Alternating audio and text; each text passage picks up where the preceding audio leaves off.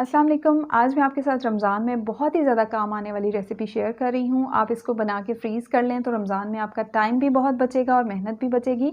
और आप ये एक चटनी बना के फ्रीज़ कर लें, ये आपकी ढेरों रेसिपीज़ में आपके काम आएगी। इसके अलावा आप इस चटनी बेस को यूज़ करके इससे आप डिफ़रेंट तरह की और चटनियाँ बना के तैयार कर सकते हैं। मैं आपके साथ शेयर भी करूँगी यहाँ पे उसको बनाने का तरीका।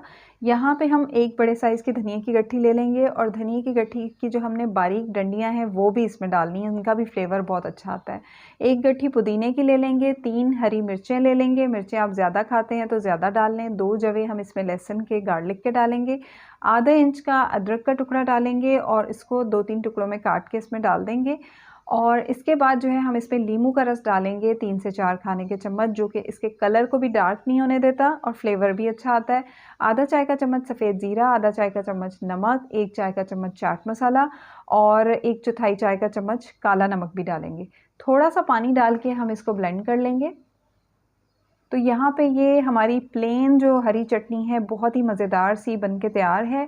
और अगर आप चाहें तो आप इसको अगर प्लेन सर्व कर रहे हैं तो आप इसको टेस्ट करके आपको कैसा खट्टा पसंद है, ज़्यादा खट्टा पसंद है तो आप इसमें नींबू का रस मज़ीद डाल सकते हैं। समोसे के साथ जो है वो थोड़ी खट्टी हरी चटनी अच्छी लगती है।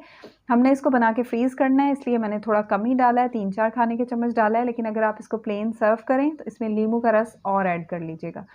इसको फ्रीज़ कर लें, उसके बाद रमज़ान में निकालें और क्यूब निकालें जितने भी चाहिए और फटाफट से किसी भी रेसिपी में यूज़ कर लें। चना चाट हों, दही बड़े हों या फिर आपको समोसों पकौड़ों के साथ चटनी चाहिए हो, तो आपकी मेहनत भी बचेगी और टाइम भी बचेगा। यहाँ पे हम दही की चटनी, दही का रायता तैयार कर लेंगे, जिसके लिए यहाँ पे मैंने 4-5 खाने के चम्मच दही ली है और इसमें हम हरी चटनी डाल देंगे 1 खाने का चम्मच भर के और इसमें थोड़ा-सा नमक और काली मिर्च का पाउडर फ्लेवर के मुताबिक और ऐड कर लेंगे। इसको अच्छी तरह से मिक्स कर लेंगे। हमारी मज़ेदार सी दही वाली जो हरी चटनी है बन के तैयार हो गई है, जो कि समोसों के साथ प्लेन भी अच्छी लगती है, जो मैंने शुरू में प्लेन बनाई है, और ये दही वाली भी समोसों पकौड़ों के साथ बहुत ही मज़ेदार लगती है।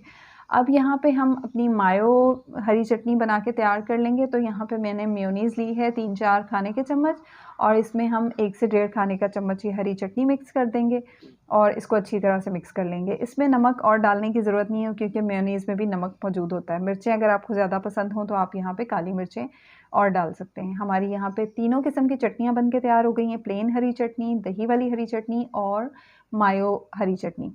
मायो हरी चटनी जो है ये पकौड़ों के साथ बहुत मज़े की लगती है, ख़ास तौर पे चिकन पकौड़े के साथ। तो ट्राई कीजिएगा, वीडियो अच्छी लगी तो लाइक कर दीजिएगा और मुझे दुआओं में याद रखिएगा। अल्लाह हाफ़िज़।